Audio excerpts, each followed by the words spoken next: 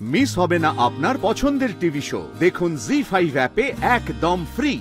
আপনি আমাকে বলুন না, একজন বিয়ে করেছে বলে তাকে কষ্ট দেওয়া যায়, আর অন্যদিকে আমি বিয়ে করেছি বলে অন্যজনের উপর সমস্ত দায়িত্ব চেপে দিয়ে হাত পা তুলে একদম দায়িত্বহীন ভাবে ঘুরে বেড়ানো যায়? এটা হতে পারে কখনো? এই ভালোবাসা, বিয়ে, সম্পর্ক, সবকিছু একটা হিংস্র জন্তুর মতো লাগে। যখন এইগুলো সামনে আমি এসে পড়ি না, তখন মনে হয় এগুলো আমাকে এক্ষুনি গিলে খেয়ে নেবে।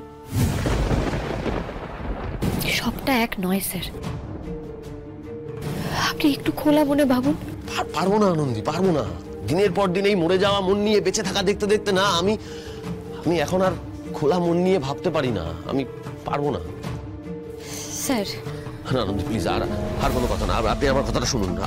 আমি বলছি আপনাকে, যখন তিতির এই বাড়িতে থাকতো তখন আপনি আমাকে দিনের পর দিন বলে এসেছেন আমি নাকি আপনার কষ্ট না বুঝে ওকে এই বাড়িতে থাকতে দিচ্ছি। তখন না আমার কেন জানি মনে হতো আমি বোধহয় ডক্টর লাহিড়ির মতো হয়ে যাচ্ছি, ডক্টর লাহিড়ির মতো একটা বিচ্ছে খেলায় মেতে উঠছি। আমি পারবো না আনন্দী, আমি পারবো না, আমাকে মাফ করুন। মানে মা বাবার ভাঙা সম্পর্ক দেখে আপনি আজকে এই সিদ্ধান্ত নিচ্ছেন, তাই তো? ঠিক, একদম ঠিক বুঝেছেন আনন্দী, একদম সাধারণ। আপনি একটা সম্পর্ক ভেঙে যেতে দেখলেন, সেটা দেখে আপনি কষ্ট পেলেন, কিন্তু কখনো সেটাকে ঠিক করার চেষ্টা করেছেন? সম্ভবই নয়, ইম্পসিবল। এটা ঠিক করা সম্ভব না, কি করে ঠিক করব? কোনো কিছু চেষ্টা না করে ইম্পসিবল বলে দেওয়ার মতন মানুষ তো আপনি নন, ডক্টর আদিদেব লাহিড়ী। আপনি কোনো কিছু চেষ্টা না করে নিজের বাবাকে বাবা না ডেকে দিনের পর দিন ডক্টর লাহিড়ী ডেকেছেন।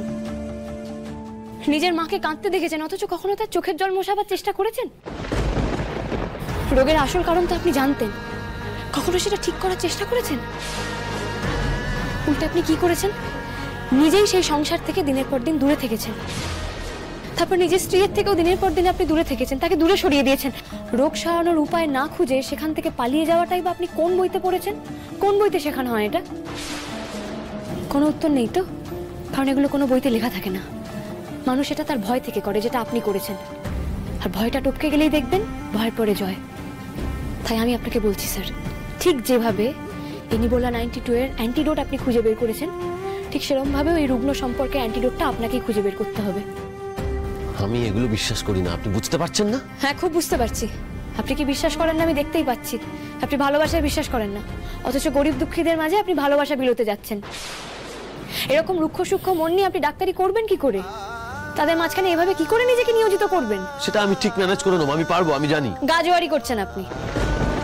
আমার কথাটা শুনুন স্যার, আগে না নিজের মনের মধ্যে যে ভালোবাসাটা চাপা পড়ে আছে সেটাকে টেনে বের করুন। হ্যাঁ, এই যে এইখানে, এই যে দেখুন আপনার বুকের বাঁ দিকে এই যে ধুকপুকটা করছে, এই ধুকপুকানির এক কোণে না আপনার ছোটবেলার ট্রমার পাহাড়ের নিচে না ভালোবাসাটা চেপে আছে। ভালোবাসাটাকে আগে টেনে বার করুন। আবার সেই একই জিনিস শুরু করলেন আপনি। না, এখনো কিছু শুরু করিনি, তবে এবার করব। আপনার ছোটবেলার ট্রমা আমি দূর করব, আর তাও একদম আমি রোগের গোড়ায় গিয়ে সেই রোগ নির্মূল করব। এই এত কিছু শোনার পরে আপনার মনে হলো যে ডক্টর লাহিড়ীকে শুধরে আপনি পথে আনবেন, মায়ের পাশে আনবেন, সংসারে মন দেওয়াবে? হ্যাঁ, তাই হবে, ঠিক সেটাই হবে।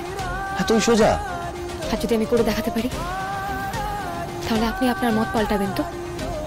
সংসার ছেড়ে বিভাগী হওয়ার প্ল্যান ত্যাগ করে সংসার, ভালোবাসা এগুলোকে সম্মান করবেন তো? আপনি মানুষের সেবা করতে চান তো করুন, যত খুশি সেবা করুন, কিন্তু সেটা কখনোই সংসার, ভালোবাসা আর আমাকে উপেক্ষা করে নয়।